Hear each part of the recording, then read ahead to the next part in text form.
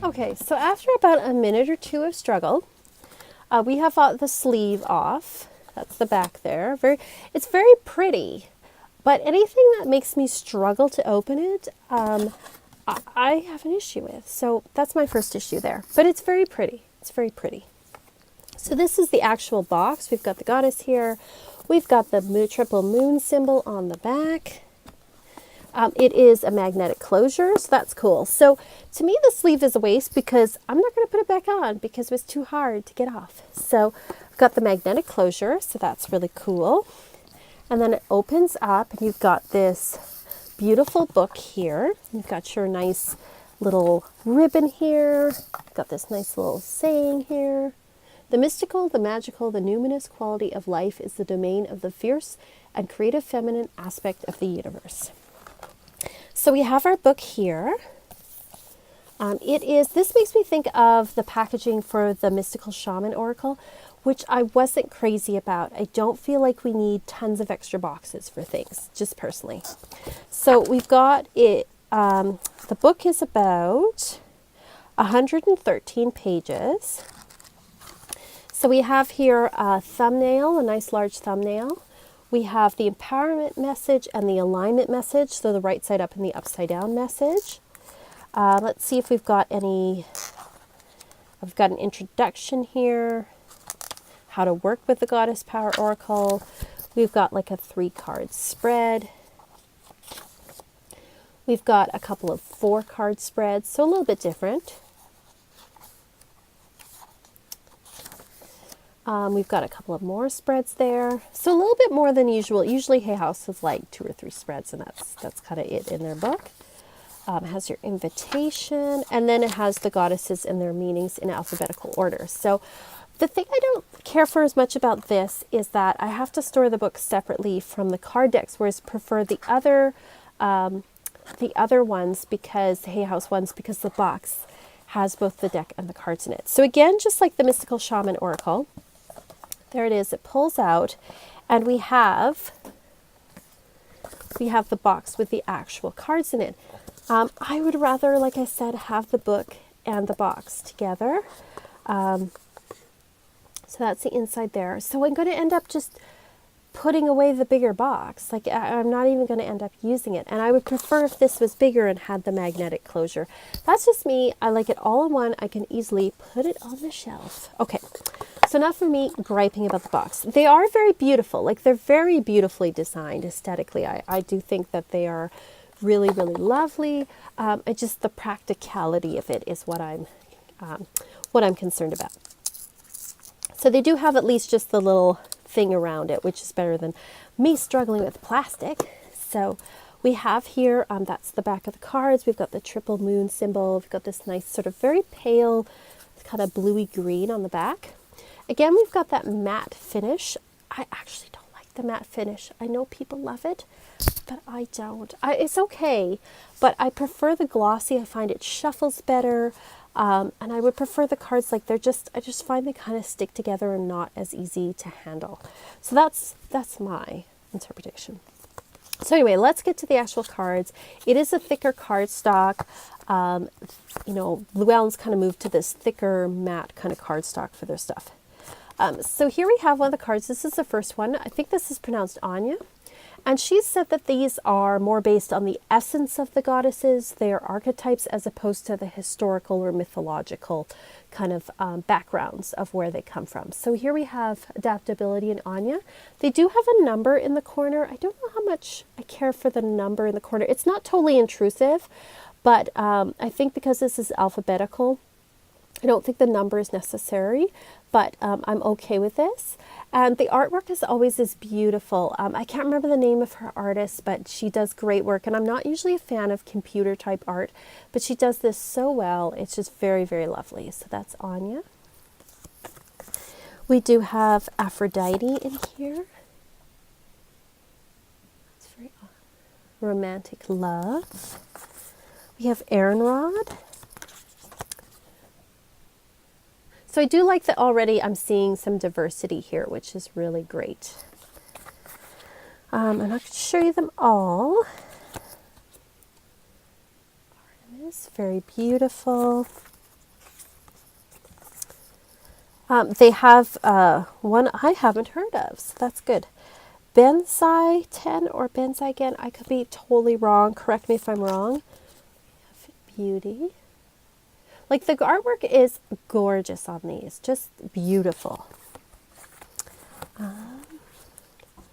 Brigid, Creative Spark.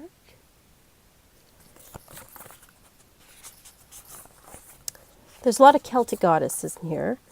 We've got Demeter, Nurturer.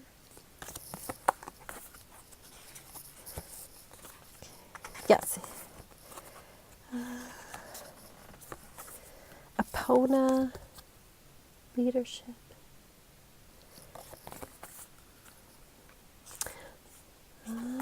What else do we have here? Green Tara, just about salvation.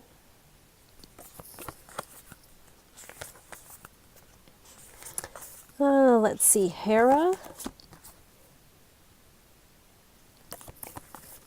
I do wish there was, you know what, I was impressed because the second card had a woman of color, so to speak, but I feel like there's a lot of white in here, which is okay, but I like to see diversity. I think it's a good thing. Ishtar.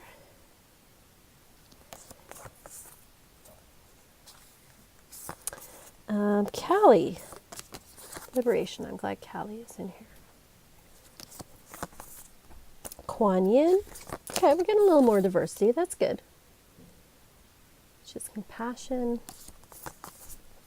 Lakshmi. Just about fortune.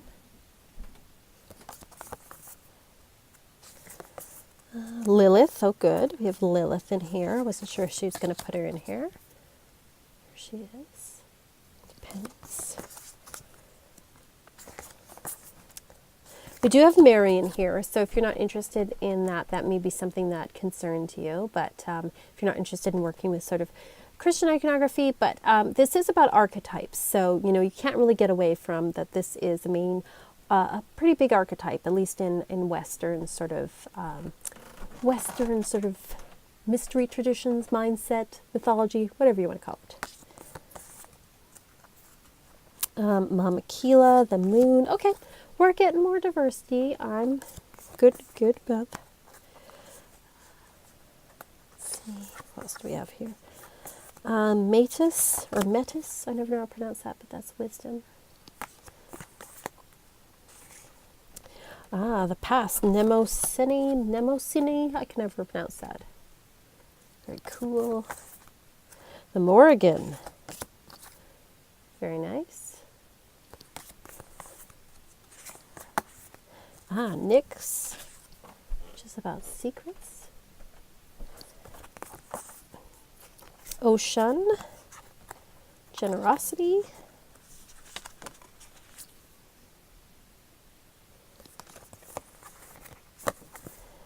Persephone, inexperience.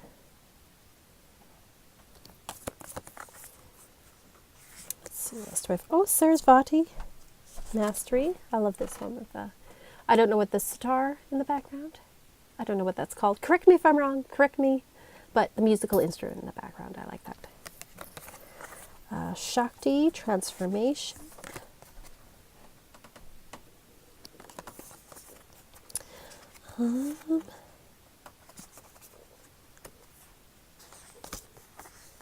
Spider Woman, co-creation.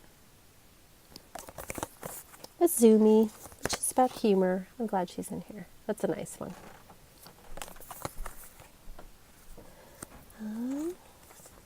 Let's see, what else? Oh, I don't know this one. Yihi, I think it was pronounced. The sun. Very cool. And 52, we have Yuki Onna, which is stillness. So some of these goddesses I'm not familiar with. So I look forward to kind of, using this as a jumping off point to know a little bit more about them. At first when I was looking through, it was a lot of white faces. And then as it went on, there was more diversity. So, I am impressed with that there's diversity in here, which I think is really great. The artwork is stunning. It's absolutely beautiful and gorgeous. So I'm really looking forward to working with these. and to seeing kind of what energy comes up and how the readings go.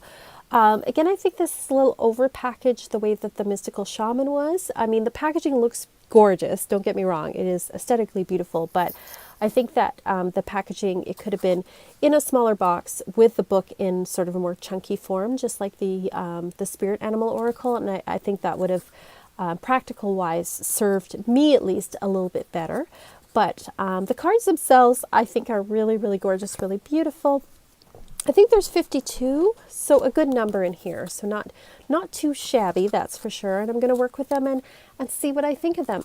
If you have this deck already or thinking of getting it, let me know what you think. I would love to hear your thoughts on this. And thank you so much for watching. And as always, peace, love, rock and roll.